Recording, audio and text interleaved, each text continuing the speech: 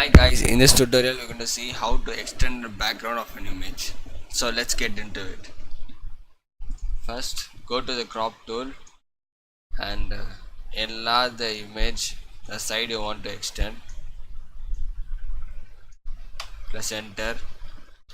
Now select the lasso tool and roughly select the area you want to extend.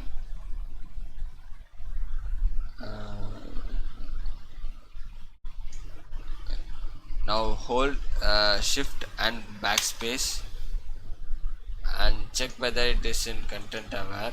Click OK and the Photoshop will do its work.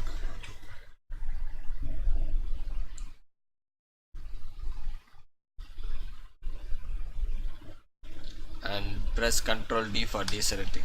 Thank you for watching my tutorial. Please subscribe, like and comment. If you need any tutorial, you can always post a comment below. Thank you so much.